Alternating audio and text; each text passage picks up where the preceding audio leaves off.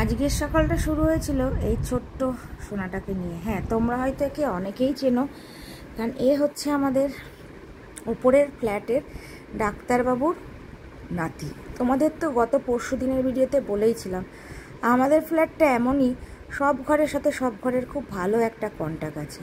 তাই একে আমরা মাঝে মধ্যে নিয়ে আসি, ভালো লাগে। কারণ ও কিন্তু এরকম না, সবার কোলে যায়, সবার ঘরে যায় এবং খুব কিন্তু মিশুকে একটা বাচ্চা। আর এই দেখো মন্দিরা ওকে নিয়ে একটু খেলা করছিল, আমিও ওকে নিয়ে একটু খেলা করছিলাম। কারণ ও কিন্তু বেশ কার্টুন দেখছিল, কি সুন্দর তাই তাই তাই মামার বাড়ি যায়, বেশ গান শুনছিল। আর এই যে টেডি বিয়ারটা দেখছো, এটা নিয়ে কিন্তু খেলা করছিল। আর খুব শান্ত কিন্তু, একটু দেখো বাচ্চারা তো বদমাইশি করবেই। তা কোথাও এত মন খারাপের মাঝেও না একটুখানি ওকে নিয়ে এসেছিলাম আজকে, যেহেতু একটুখানি মনটা ভালো করার জন্য। কারণ বাচ্চা মাত্রই কিন্তু খুব সুন্দর এবং মিশুকে। তা ও চলেও আসলো, অনেকক্ষণ ছিল ঘরে, তাই একটু ওকে নিয়ে একটু হাসি খুশি আনন্দ সকালবেলা একটু করছিলাম। তোমাদের তো গতকালকের ভিডিও যারা যারা দেখেছো তারা তো জানোই, তোমাদের বলেছি যে খুবই সমস্যার মধ্যে আছি আমরা। তো যাই হোক, আমি মন্দিরা দুজনে মিলেই ওকে নিয়ে বসে বসে একটুখানি মজা করছিলাম, খেলা করছিলাম। সত্যিও কিন্তু খুব মিশুকে এবং খুব হাসি খুশি একটা বাচ্চা। তো এরকম বাচ্চা থাকলে না সত্যি খুব ভালোও লাগে। হ্যাঁ, অনেকে আবার বলতে পারো তোমাদেরও তো একটা বাচ্চা হওয়ার দরকার।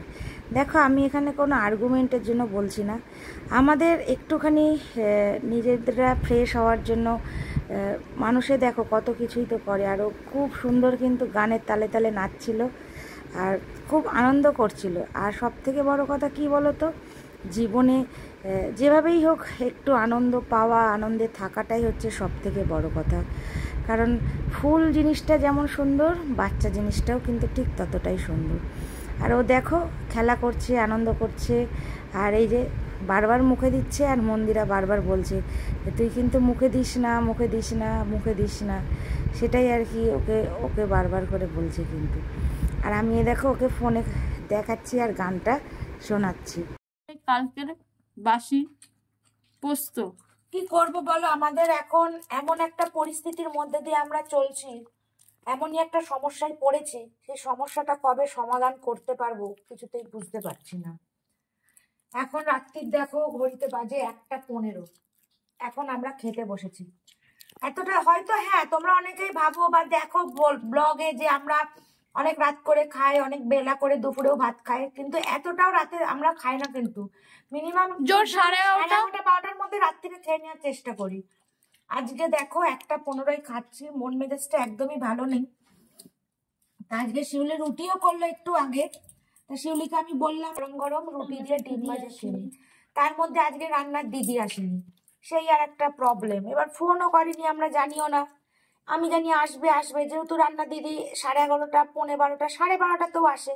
আজকে 1:30 অব্দি অপেক্ষা করেছি, ফোন করেনি। তারপর অনেক বেলাতে শিউলি গেল ভাত বসাতে, ডাল করতে, আর একটু হচ্ছে এই এই যে পোস্তর তরকারি করেছিল দিয়ে খেতে খেতেও আজকে অনেকটা বেলা হলো। তারপরে টুকটাক আমাদের কাজ ছিল, যে প্রবলেমটা হয়েছে সেই সব নিয়ে সলিউশনের চিন্তাধারা করছি। ইভেন সব থেকে বড় কথা, মন্দিরের শরীরটা ভালো নেই, এত টেনশন করছে না, ওর মাথা ঘুরছে, গা বমি দিচ্ছে। দেখতেই পারলে যে সকালবেলা ওপর ঘরের ডাক্তারবাবুর নাতি এসেছিল, ওকে নিয়ে একটু আনন্দ করার চেষ্টা করছি। কোথাও না মানসিক শান্তি পাচ্ছি না। ও আজকে এসেছিল বলে কোথাও একটু আনন্দ লাগছিল। বলছিলাম শিউলিকে যে নিয়ে আয় ওকে, তো বিকালবেলায় আনা হয়নি, কারণ আমাদের আবার শাড়ি কালেকশন ঢুকেছে, সেইটা নিয়ে একটু ব্যস্ত হয়ে পড়লাম। পরে লাইভ করতে ইচ্ছা করছে না, মানসিকতা ভালো নেই বলে। তা আজকে লাইভ করার কথা ছিল, কিন্তু হয়তো মানে আজকে বলতে কি, তোমরা তো দুপুরবেলায় ভিডিওটা দেখছো পরের দিন, আর গতকালকে মানে মঙ্গলবার রাতে আমাদের লাইভ করার কথা ছিল, সেটা আমরা করতে পারলাম না। আমার ইচ্ছা হলো না। এমনকি আমার ভিতর মানে আমার জ্বর এসছে, কালকে রাতেও আমার জ্বর এসছে। আজকে সকালের দিকটা জ্বরটা তেমনভাবে ছিল না, আবার দুপুরের পর স্নান করার পরপরই আবার জ্বর এসছে, আর প্রচন্ড মাথা যন্ত্রণা করে। লাইভ করতে গেলে একটা ফ্রেশ মাইন্ডেরও প্রয়োজন হয়, তা ওই জন্য ওকে আমি বললাম যে আগামী দিন লাইভ করতে। মানে আগামী দিন মানে তোমরা আজকেই দেখছো ভিডিওটা, আজকে রাত্রি 9টাতেই লাইভে আসবে। শাড়ির কালেকশন ঢুকেছে, নাইটিরও কালেকশন ঢুকেছে, কিন্তু নাইটি নিয়েও আসা হচ্ছে না। এমন একটা সমস্যার মধ্যে আছি না, মন মানসিকতা একদম শান্তি পাচ্ছি না গো। মানে কি বলবো, সবকিছুর মধ্যে একটা অশান্তি অশান্তি ফিল লাগছে। তবুও ভালো থাকার চেষ্টা করছি, জানি না এই প্রবলেম কবে হবে। তবে তোমরা কালকে দেখলাম একজনা কমেন্ট করেছো অনেকেই, যে অ্যাকচুয়ালি কি প্রবলেমটা তোমাদের হয়েছে। ভেবেছিলাম বলবো না, তবু আজকে ছোট্ট করে বলি। তো সেখান থেকে যখন আজকে ফোন এলো সকালবেলায়, তো আজকে আমরা বললাম যে আমাদের একটু শরীরটা ভালো নেই, আর আমার জ্বর এসেছিল, তোমাদের তো বললামই। ওর মন মানসিকতা ভালো নেই, একসঙ্গে যাব ইচ্ছে ছিল, টাইমটাও একসঙ্গে নেওয়া হয়েছে, যার জন্য এবার হচ্ছে তাড়াহুড়ো করলেও আজকে মানসিকতা ভালো নেই বলে আজকে গিয়েছিলাম না, মানে যাইনি। মানে কি প্রবলেমের মধ্যে পড়েছে, এটা বড় সড়ো প্রবলেমই পড়েছে। তবে প্রবলেমটা সলভ হোক, একদিন সেই আনন্দটাই তোমাদের সাথে শেয়ার করতে আসবো, যে কিভাবে আমাদের এই এখন প্রতিটা মিনিট ঘন্টা যাচ্ছে। তা আমি ড্রাইভিং এর ওখান থেকে ফোন করেছিল, আমি আর ও বললাম যে 2 দিন পর থেকে আমরা যাব শিখতে, দেখে এদিকটা কি হয়। তার মধ্যে দিদির খুব শরীর খারাপ, তার মধ্যে হ্যাঁ, যেতে পারছি না। সেখানেও যেতে পারি।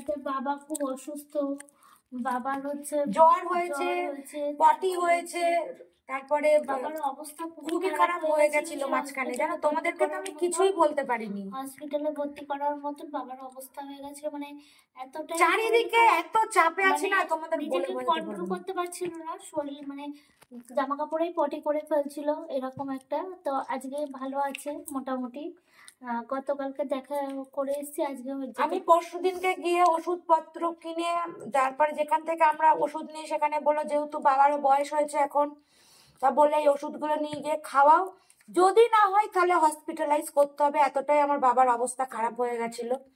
তো আমাদের গোপালের দয়ায় বাবা এখন অনেকটা সুস্থ হয়েছে ওষুধ তোমরা খেয়ে। দেখেছো যে দিদি আমাদের জামাই ষষ্ঠী দিয়েছিল প্রথম বছরে, আমার দিদির হচ্ছে খুব সমস্যা হয়েছে, কিডনিতে পাথর হয়েছে, পেচ্ছাপ থলিতে পাথর হয়েছে, প্লাস খুবই অবস্থা খারাপ, ইমিডিয়েট অপারেশন করার দরকার, সেই নিয়ে একটা টেনশনে আছি। তার মধ্যে এরকম একটা বড় বিপদ, মানে বড় সমস্যার সম্মুখীন হয়েছি আমরা, যে এত এইগুলোকে যে ফেস করব সেটাও মানে একটু মানে সবকিছু নিয়ে না আমরা ঘেটে গেছি, বিশ্বাস করো বন্ধুরা। মানে এই দুটো মাথা, মানে যদি বলো আমাদের পাশে কে আছে, একমাত্র আমাদের পাশে যদি বলো পাশে, সেটা হচ্ছে আমার মা বাবা, আর মাথার ওপর ভগবান, শিউলি, আমি আর ও। মানে যেটুকুনি যাই করি না কেন সবটাই ও আর আমি, এর বাইরে আর মানে কিছু করার বুদ্ধি দেওয়ার মতন। আর আমাদের সব থেকে বড় কথা, মানুষের ভালো বুদ্ধি তো কেউ দেয় না আজকাল, কি করে মানুষের ক্ষতি হবে, কি করে বিপাকে মানুষকে ফেলে যাবে, সেই সব বুদ্ধি দেয়।